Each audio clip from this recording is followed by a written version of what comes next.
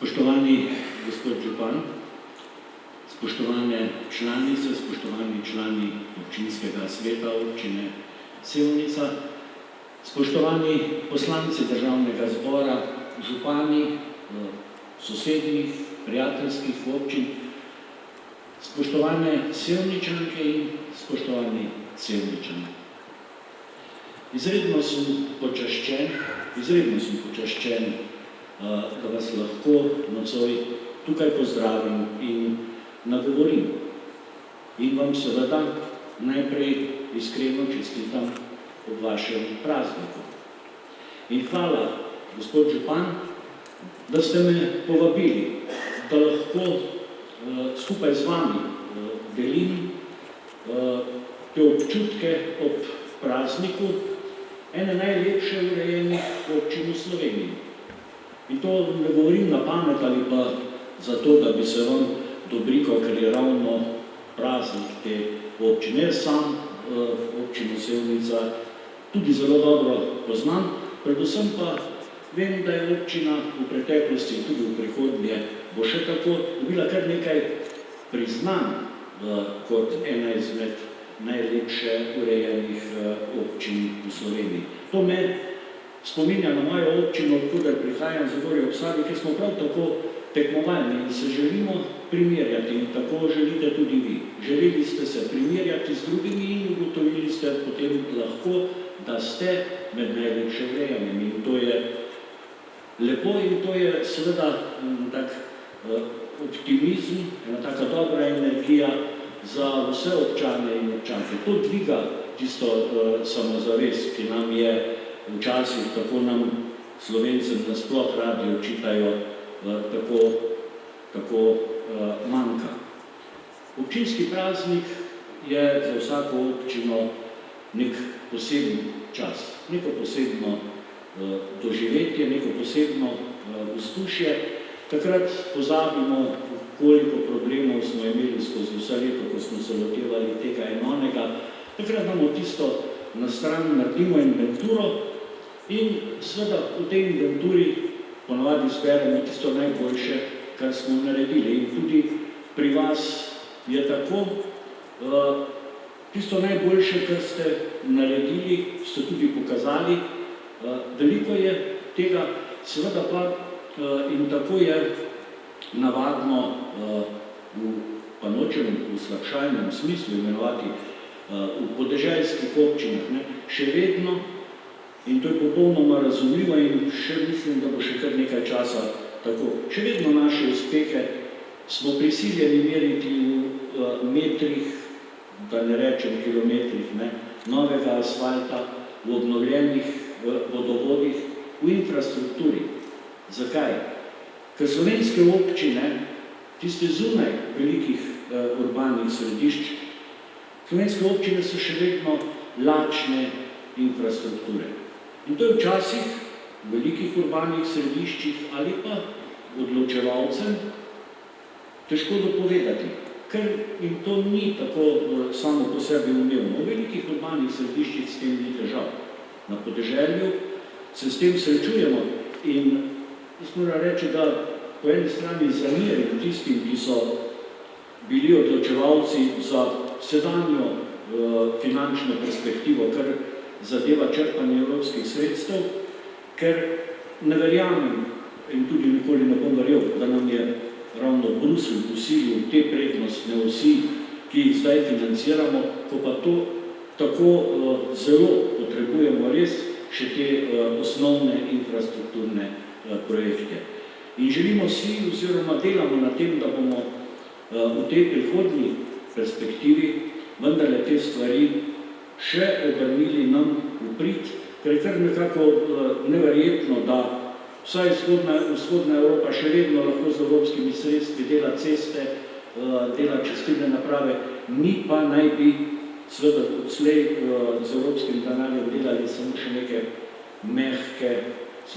mehke projekte. Tako kot v tej perspektivi v glavnem vse občine delamo, v glavnem kolesarske steze, kar je v redu, ampak seveda samo to je bilo praktično na voljo samo to je bilo na voljo.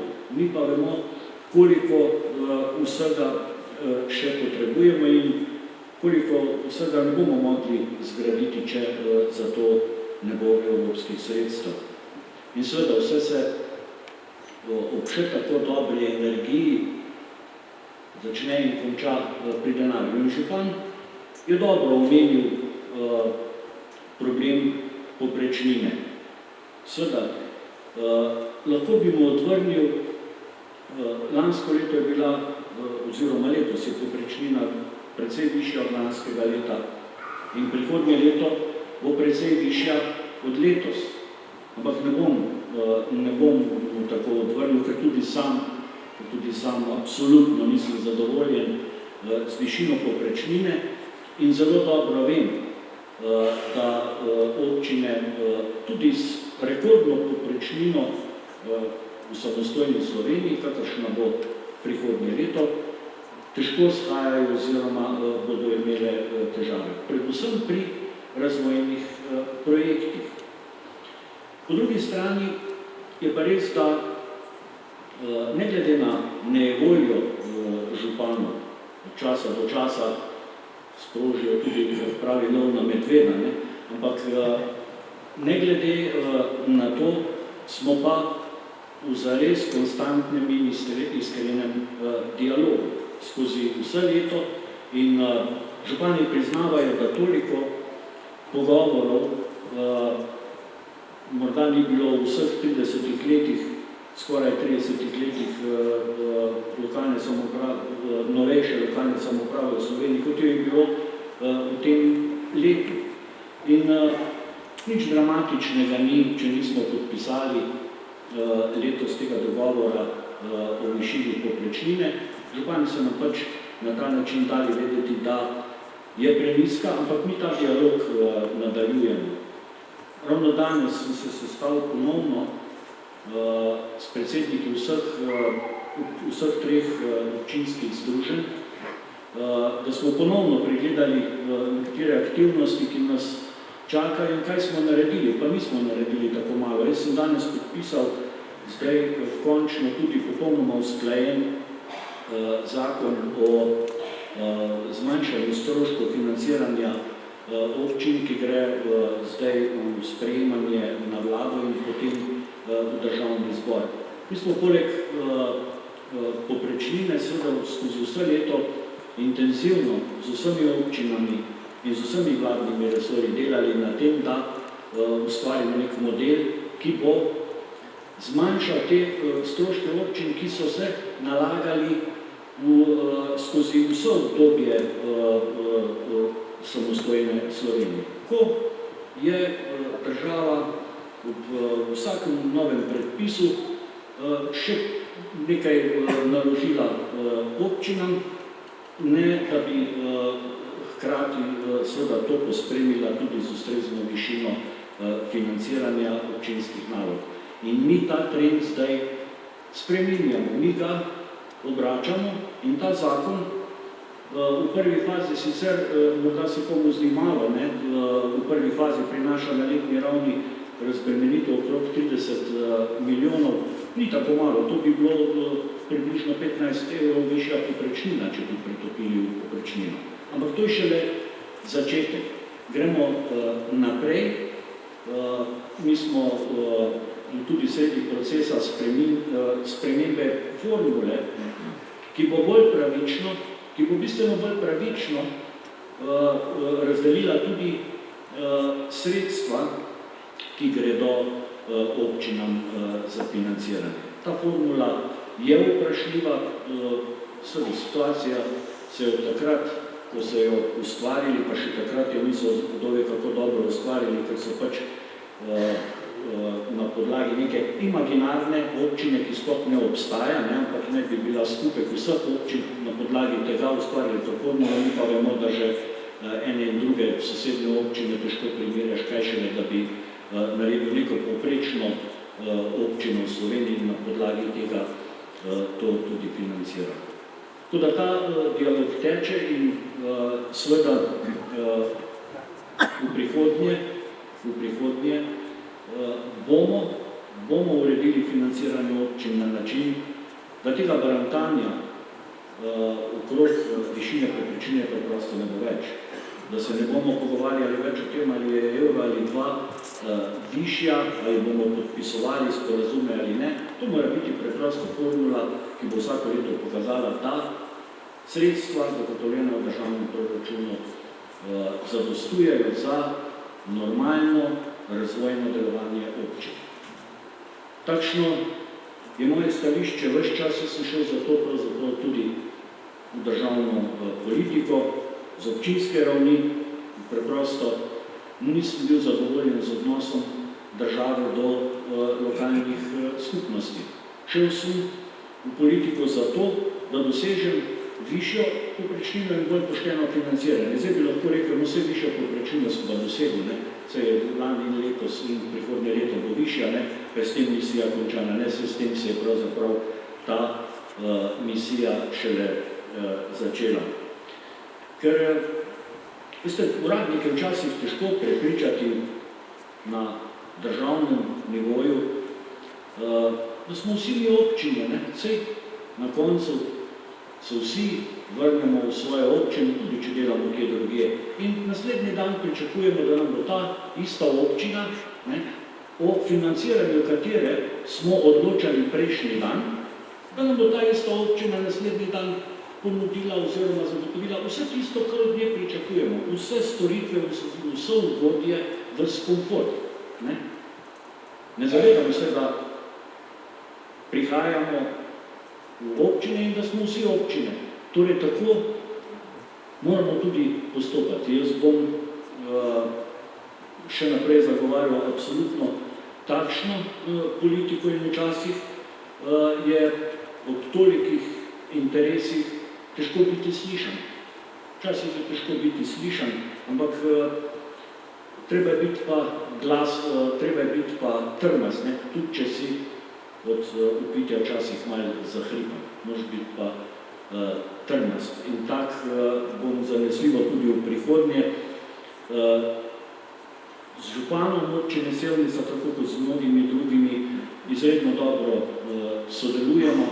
Nekatere stvari smo, nekatere pa še bomo rešili tudi s pomočjo tega dialoga, o katerem govorim, in hvaležen sem mu, da prepozna v aktualnem ministru za javno upravo človeka, ki razume občine. Jaz lahko rečem, da jih razumem, seveda je pa bo pa treba še veliko, da jih bodo razumeli vsi odločevalci in da bomo v prihodnje občinam zagotovili financiranje, kot jim gre. In ko je župan omenil še pokrajine, veliko govorimo o policentrizmu, govorimo o pokrajinah. Veste, po drugi strani se nam dogaja, da v tem silnem policentrizmu pa zapiramo državne inštitucije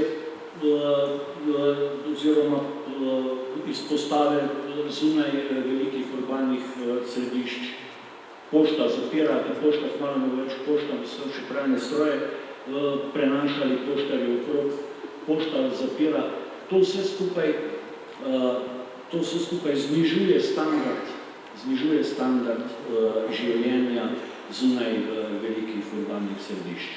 Tam, kjer imam kaj besede, to je na področju delovanja upravnih enot, tam sem tak način delovanja preprečil in ni krajevnih uradov. Jaz, ko sem prišel na ministrstvo, me čakalo na mizi, mislim, da predlogi za zaprtje nekih 15 ali 20 krajevnih uradov upravnih enot po Sloveniji, nismo nobenega zaprli.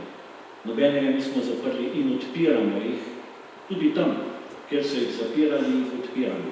Ampak to je en kamenček v mozaiku, vsi skupaj moramo seveda delati na tem, da tudi Furs ne bo zapiral uradov, ampak nasprotno, da jih bo ponovno odpiral pa še kakšen drug državni organ. Tudi to je policentrizem.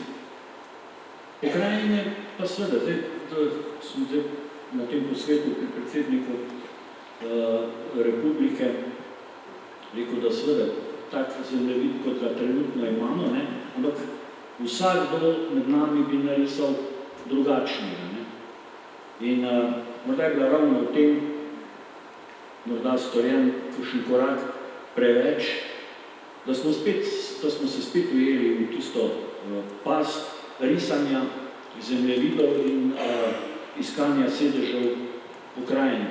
Pozabili pa smo na tisto osnovno, zakaj bomo pokrajine sploh ustanovili in kaj bomo z njimi počeli. Potem pa doslej ni bilo govora, oziroma precej imaginarno se k temu pristopa, je pa povsem jasno, da je nekaj tistih osnovnih zadev, ki bi jih pa pokrajine zanesljivo urejali bolje kot država.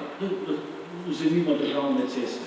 Jaz sem prepričan, da bi bile državne ceste bistveno bolje in bolj gospodarno urejene, če bi jih prenesli na pokrajine. Seveda skupaj sredstvi in takih, da ne govorimo o vodotokih, kjer občine pač ne smejo niti čistiti vodotokov, ne raje gledajo, da ti vodotoki poplavljajo. Prav tako bi bilo to področje bolj urejeno in tukaj bi morali začeti. Mislim, da bo potem bistveno lažje ustanoviti pokrajine. No pa vsi zato, da seveda končno do pokrajin pridemo. Evropska unija nas je nekaj let upozarjala, da imamo neustavno stanje, ker nimamo pokrajin. Ne? No, zdaj je nehala, ker se je naveličala. Ne? Mislim, tako dolgo mencamo s tem. Ampak je neka energija, vendarle je v Sloveniji vzburkalo se to zračje in morda pa res pridemo tudi do pokrajin. Morda pridemo še do marsičesa, tudi do novega volilnega sistema, pa še kakšno stvar bi lahko naštel, pa bodi dovolj. Še enkrat, spoštovani, iskrene čestitke v vašem prazniku. Jaz vam želim v prihodnje uspešna razvojna leta. Mi se bomo trudili, da bomo na državni ravni ujeli korak z občinami. Lovimo ga, ampak ga bomo ujeli, da bomo v prihodnjih letih lahko tudi o financiranju občin govorili bolj vedrega obraza, bolj optimistično. Srečno, Sevničanke in Sevničani.